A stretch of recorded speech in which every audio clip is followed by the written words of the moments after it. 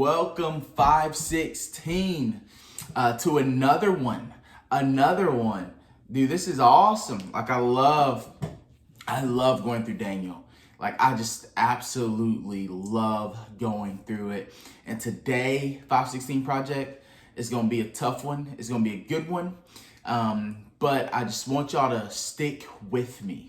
So through everything that we're going to go through in the second half of chapter 9 is extremely important, not just to Daniel's future, but to even our future as well. And so there's going to be numbers that's thrown at you. You can probably watch this again and go back through it. But ultimately, there's one thing that you have to know through all of this that we're about to go through in chapter 9 is that we win in the end. Like you have to continue to remember that back from chapter 8, I believe, that we went through, is that we have to know, we have to realize that we win in the end. What's been going on right now is the first half of chapter 9 of Daniel. Daniel was praying about the desolation of Jerusalem to be at an end, to be ended. It's on year 68, and the year 70 is coming up. And Jeremiah has said, like in 70 years, there's going to be a desolation of Jerusalem. And so last week we talked about the prayer that he had and how we need to have a prayer life that's strong and unshakable. But then we walk into an answer that we get that God gives Daniel. And it's amazing. I'll just kind of summarize what happens before we get into the verse that we look at. But an angel of the Lord, Gabriel, comes to Daniel in the midst of his prayer, and he begins to shed light on what is going to come. So Daniel's asking about when is this desolation of Jerusalem going to be done, and then Gabriel comes in and gives him way more than expected. Isn't that awesome how the Lord works like that? Like sometimes you ask for one thing and then he gives you a lot. And so there's a lot that's placed in this text, and I don't want you to get confused, but you need to remember though, 70 years of desolation is supposed to be coming to an end. And let's dive right in. Let's start in verse 24 of chapter 9 in Daniel. It says, 77s are decreed for your people in your holy city to find transgression, to put an end to sin, to atone for wickedness, to bring in everlasting righteousness, to seal up vision and prophecy, and to anoint the most holy place. So there's a couple of things that I need to explain and need to shed light on here for a moment. This word 77s is extremely important. So Daniel wants to be free in 70 years, done with captivity, but God has way more to establish and say. 77s is the original wording that's used. It's the original wording. So 77s are 70 sets of 7 years. So 70 sets of 7 years, that is 490 years. So where Daniel's like 70 years of desolation for Jerusalem to be ended, God's like, you missed something here. It's actually 490 years. And this is why so they use the phrase 77s because the Jews always valued the Sabbath. And so every seventh year was a Sabbath year, just like every seventh day is a Sabbath day. Now, they were supposed to take a year rest, like a year off, not do anything, and just focus on dwelling with the Lord on that seventh year.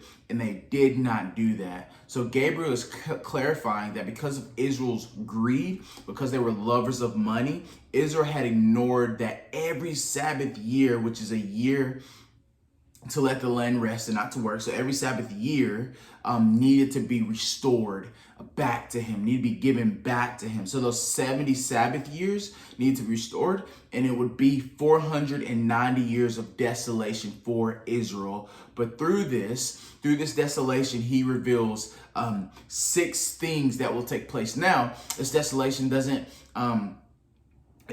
all like collectively come together, and maybe which you'll see will be 483 years that has already happened, that has been given back to the Lord, and they still owe 70 years that has not happened, 7 years that has not happened yet, and we don't know when that's going to come. But let's just break it down. So there's 6 things that are supposed to happen during this 490 years.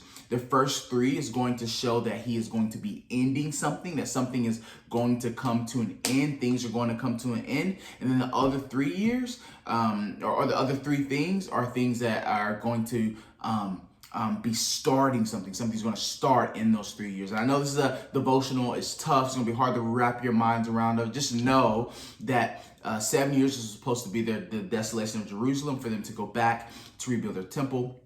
But they had skipped every 7th year. So God's like, you owe me 7 years. That's 490 years total. That's what you need to know. They owe God 490 years. And so here we go. Back to verse 24. So what are the 6 things that's going to happen in these 493 years? He says, so let's look at verse 24. 77s are decreed for your people in your holy city, to finish transgression, to put an end to sin, to atone for wickedness, to bring in everlasting righteousness, to seal up vision and prophecy, and to anoint the most holy place. So number 1, he is going to bring the rebellion to an end. God's going to bring rebellion to an end. That is to finish transgression. He's going to bring general sin under divine control, ending this prideful rebellion against him. We're going to talk about this more in chapter 10 of what that looks like. It's pretty awesome stuff, crazy stuff. But we'll talk about that next in a couple of weeks, because next week we'll take a break and go over the Samaritan woman. But in a couple of weeks we'll go over chapter 10. You'll see what I mean and what he means in this first point. He's going to put an end to sin. We've seen this actually, not only in this attitude of rebellion, this attitude of not repenting, not turning away from your sin. Not only is he going to end this attitude of rebellion that humans have, but he will end sin itself. He will put an end to it. He will atone for wickedness, meaning he will die on the cross for our sin. He would reconcile our sin with God's justice. We've seen that. We've seen him atone for wickedness. So those are the 3 things that he's going to put an end to. 3 things that's going to stop. So again, he's going to atone for our wickedness. He's going to put an end to sin. And he's going to bring rebellion to an end. All 3 of those things are going to happen in this 490-year span that we see on the Hebrew calendar. It's going to be crazy and awesome stuff. I mean, God putting an end to wickedness and to sin, where there's no more sin, like we can't sin any longer. Like that's going to be so beautiful. Not just the rebellion of it, but he's going to put an end to it all. And he atoned for it already. And then, so what is he going to start? So there's 3 things that he's going to start. Number 4, he's going to bring in everlasting righteousness. Not only is he going to do away with sin, but he's going to bring in eternal justification. And then he's going to seal up vision and prophecy. There'll be one day we won't need vision and prophecy. He's going to seal it all up. And then number 6, he's going to anoint the most holy place. And so has all this happened yet? Like, has it all happened? When is it going to happen? The next verse gives us understanding when it happens and how it happens. So verse 25 says this: knowing and understanding this, from the time the word goes out to restore and build Jerusalem until the anointed one, who is Jesus, the ruler comes, there will be 7 sevens. So there'll be 49 years and 62 sevens, 434 years. It will be rebuilt with streets and trench, but in times of trouble. And then verse 26 says, after the 62 sevens, the anointed one will be put to death and will have nothing. So basically what he says is it will take 49 years for this temple to be rebuilt. So it'll take 49 years for the temple to be rebuilt. And then 434 years later, Jesus is going to come riding in on a donkey. It's going to be a donkey I can't even say the word. A donkey, an animal. He's going to come riding in. It's going to be the triumphant entry of Jesus. And then he will also be put to death in that 434 years. And what's so amazing is it happens on the exact same timeline. So next week we'll study 2 years. Israel will be released to go back, released from their exile, but they'll still be governed, right? They'll still be, they still have to go through Persia in this time, but they will be able to go back and rebuild their temple. That takes 49 years, 7 sevens to be able to do it. And then 434 years, Jesus comes riding in on a donkey. And this is amazing. It truly fulfills the timeline of 49 years and 434 years, which puts us at 483 years. So maybe you're here today and you just thought prophecies are boring and it seemed too much to handle. This is so beautiful, and why we worship, because of who God is, what God came to do. God has a plan to do this before we were even created. This teaches me that God is truly sovereign. It teaches me that God really has a plan. It shows me that God truly cares about me. Not only does God care about my earthly problems that we have, but he cares about our eternal problems that we have. He cares for our daily situations and our daily sins, our worldly problems and our eternal protection. God really cares about us. So you may not understand these numbers and all these things that are happening, but what you have to understand that God has a plan. God has a plan. And he cares for us so much that he wants us to thrive and live throughout it all. Verse 26 says, after the 62 sevens, the anointed one will be put to death and will have nothing.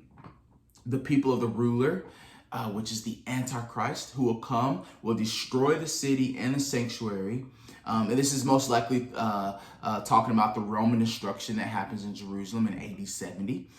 The end will come like a flood, which is an overwhelming army will come. War will continue into the end, and desolation have been decreed. So let me just recap really quick everything that we got. Gabriel, what he's saying is remarkable, that there would be a decree to rebuild Jerusalem. Not only did it happen, but it happened when it was supposed to happen, like in its timeline.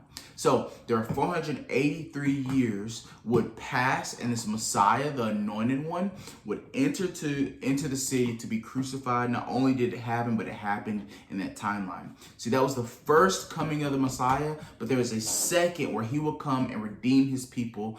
What God starts, he finishes by his time.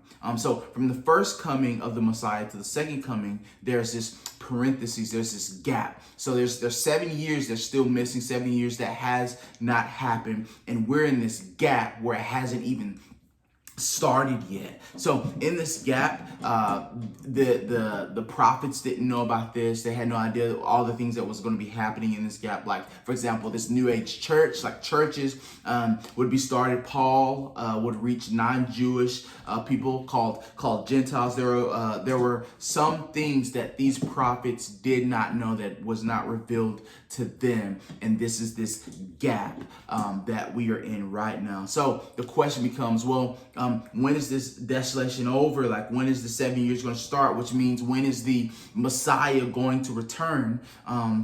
We do not know. The Bible doesn't tell us when he's going to return back. But if all of these things have come true from this point, we do know that our God is going to return again. And that speaks so much truth. That's so amazing to me to know that God will still someday come back. If all of these things that have happened, that Daniel have predicted, has come true, that just means that we can trust what God knows that we may not know. So, verse 27, let's go back to it. He, the Antichrist, this is, so let me just also say, let me state this as well. Although we don't know when Jesus is coming, when the Messiah is coming back, there will be some things that's going to trigger it. And so we'll know when that 7 years starts, because there's going to be some things that's going to trigger when the Messiah is to come. And he gives it in verse 27, where he says, the Antichrist will confirm a covenant with many. Many means Israel, for 1 7. So for 1 7 equals 7 years. In the middle of the 7, he will put an end to the sacrifice and offering. And at the temple, he will set up an abomination that causes desolation until the end that is decreed and poured out on him. So the Antichrist would rise out of the Roman Empire. He will pretend to solve all the Middle East crisis. He will be an amazing leader. He'll be ruling over some type of one world government that Hitler tried to do, that Julius Caesar tried to do. He will sign a peace treaty with Israel, and over 7 years, he will position himself to be a political Messiah. He will allow the Jews to rebuild their temple. He will allow the Jews to restore their temple. And in the middle of the 7-year reign, he will break his covenant with Israel. He'll desecrate the temple. He'll put up a picture of himself and demand the world to worship him. And it will be the abomination of desolation, what we see and read about in the Bible. And it will kick off what Revelation calls the Great Tribulation. John MacArthur says it will be like a Holocaust the world has never seen. This will happen until the decreed destruction is poured out on the Antichrist. And so before the 490 years is complete, each of those 6 things will be accomplished. He is going to bring rebellion to an end. He is going to put an end to sin. He will atone for wickedness. He will bring everlasting righteousness. He's going to seal up vision and prophecy, and he will anoint the most holy place. In the end, Christ will return and Christ will reign. So when Daniel sought God for when the temple should be rebuilt, he got way more than he bargained for. He got his future. He even got what our future looks like, that we can go back and read that. And so in knowing this, the question becomes, what do we do with it? Knowing this, like how do we respond to this? If you haven't already, number 1, surrender your life to Jesus. He's a God that you can trust in. He's a God who always has a plan. He's reliable. His word is true. He wants what's best for you, to be with him in glory forever. Number 2, be on mission with Jesus. His plan is to bring many people with him before his kingdom is to come. That we want to be a people that's inviting like Jesus, that's loving like Jesus, that's compassionate like Jesus, that is caring like Jesus. We want the best for people like Jesus wanted the best for people. And we want to be a bridge to Jesus so that people can have freedom, purpose, and fulfillment in Jesus Christ. That's what we should be doing in this moment as we wait for our coming Messiah. Let's pray. God, thank you so much for everything that you've done. God, thank you for dying on the cross for us, and your word is so true. It's so awesome to see all these awesome things that have happened in the past has come true. So that just shows us the future, there's going to be truth to it as well. God, thank you so much for all you've showed us today, and we love you. In Jesus' name we pray. Amen. Hey, I hope y'all have a good week. Don't let this confuse you. You just have to know we win in the end, and someday the Messiah is going to return and gather his troops. Always remember, be a bridge.